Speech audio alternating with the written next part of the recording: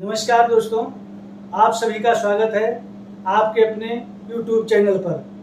आज का विषय है कि कितने गुण मिलने पर हम शादी कर सकते हैं। ज़्यादातर लोगों का सवाल यह आता है कि गुरुजी हमारे तो 18 गुण मिल रहे हैं, हमारे 25 गुण मिल रहे हैं, हमारे 27 गुण मिल रहे हैं, लेकिन शादी करें कि ना करें उसमें ये दोष आ रहा है, गण दोष आ रहा है और योनि दोष आ रहा है, बकुड़ दोष आ रहा है, मंगल का दोष आ रहा है।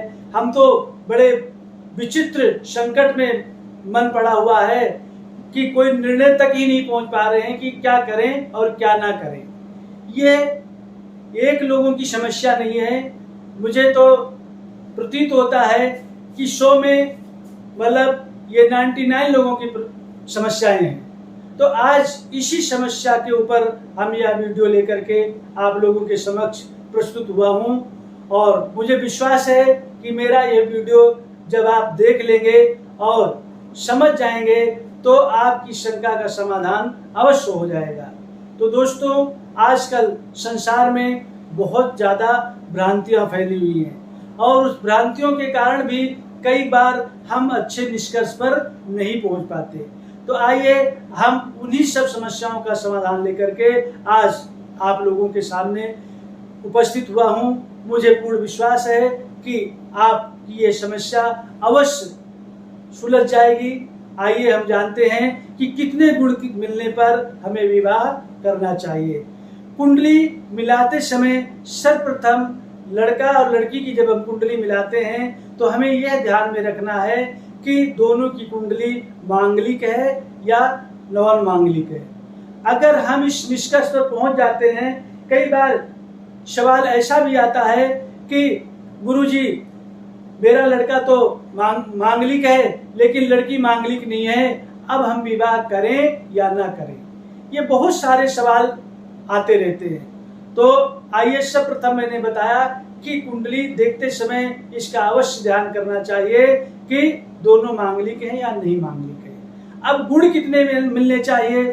सर्वप्रथम विवाह जो है, जो शास्त्र में अनुमति देता है कि अगर कोई दोष ना हो और 18 गुण मिलते हैं तो आप विवाह कर सकते हैं। अब सवाल ये आता है कि कोई दोष ना हो, ऐसा तो नहीं है कि कोई भी कुंडली 100% परिपूर्ण आपको नहीं मिलेगी।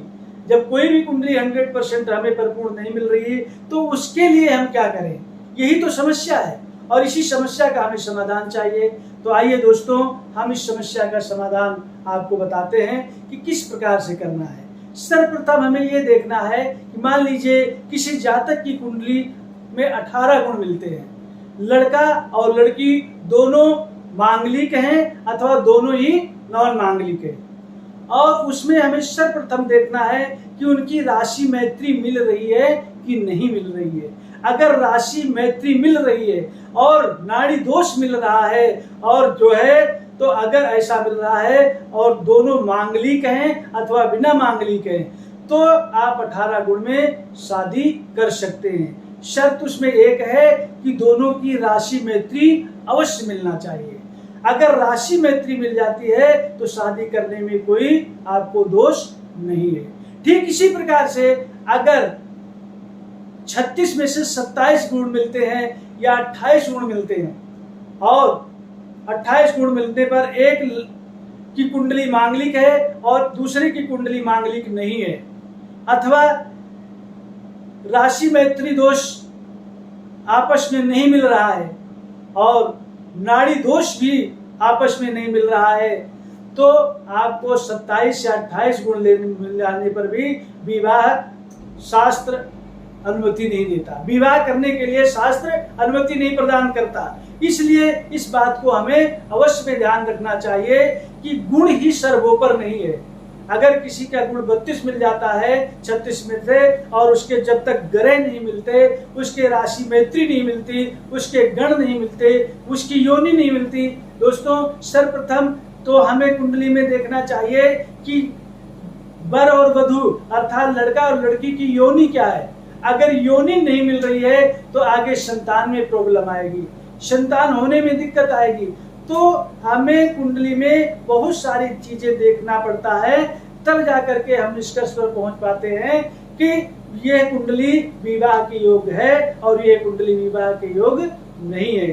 तो इसलिए सर्वप्रथम हमें कभी भी अगर हम कुंडली का मिलान करवाने जा रहे हैं तो ये नहीं है कि हमें 32 गुण मिल गए, 27 गुण मिल गए, 28 गुण मिल गए और पंडित जी ने कह दिया कि बहुत बढ़िया कुंडली मिल रही है और उनकी बात मान करके हम विवाह कर देते हैं। दोस्तों, अगर इसी प्रकार से हम कर लेते हैं तो हम एक अंधकार में चले जाते हैं और वही जीवन में हमें अनेक प्रकार से दुखों की ओर ले जाता है, क्योंकि उसके ग्रह तो मिले नहीं, उसकी योनि तो मिली नहीं, उसकी नाड़ी तो मिली नहीं, राशि मैत्री तो मिला नहीं, हमने ग्रह केवल गुण मिला लिए, 36 गुण मिल गए, 32 गुण मिल गए।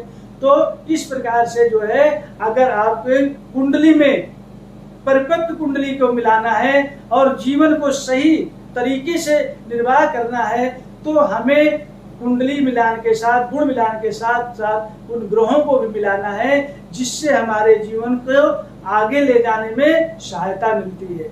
तो इस प्रकार से मैंने आपको बताया कि अगर आप कुंडली मिलाते हैं तो कुंडली मिलाते समय भूल कर भी ऐसी गलती ना करें कि गुण मिल गया तो सब कुछ हो गया। जब तक आप उनके ग्रह नहीं मिला लेते, गण नहीं मिला लेते, योनि नहीं मिला लेते, राशि दोष नहीं मिला लेते, राशि मैत्री नहीं मिला लेते, इस प्रकार से अगर आप सब कुछ मिला करके और फिर किसी ठोस निष्कर्ष पर पहुंचते हैं तब उस कुंडली को परिपक्व माना जाता है, उस मिलान को उत्तम माना जाता है। तो दोस्तों, अगर 18 गुण में भी आप शादी करते हैं तो जीवन सुख में रहता है और आप 27 गुण, 28 गुण, 32 गुण में भी करते हैं तो जीवन में अनेक प्रकार की परेशानियां आती हैं, क्योंकि कुंडली का मिलान परिपूर्ण ढंग से नहीं हुआ, ठीक ढंग से नहीं हुआ और यही जीवन में दुख का कारण बनता है। तो मुझे विश्वास है कि आपको मेरी बातें अवश्य समझ में आ गई होगी। अगर आप कभी भी कुंडली मिलाने के लिए जाएं तो उनमें केवल गुण ही ना देखें, उनके सभी दोषों को देखें। अगर ऐसा कर लेते हैं तो जीवन आपका और वर वधू का हमेशा जो है आनंदमय रहेगा, सुख में रहेगा। इसी आशा के साथ आपको यह ज्ञात अवश्य हो गया होगा कि कुंडली किस प्रकार से मिलाना चाहिए और किस प्रकार से दोष का निराकरण करना चाहिए।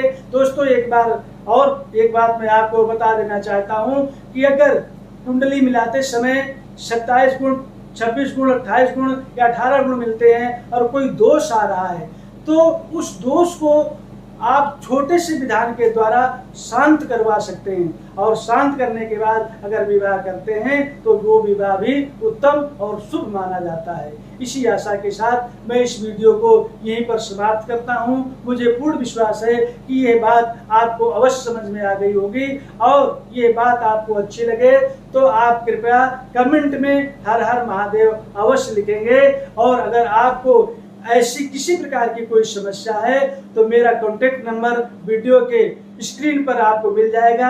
आप फोन करके आप अपनी शंका का समाधान मुझसे कर सकते हैं, मिटा सकते हैं। आपको सटीक और सुंदर जवाब अवश्य मिलेगा। इसी के साथ आपका दिन शुभ हो, आपका जीवन खुशहाल हो। जय श्री कृष्ण, हर हर महादेव।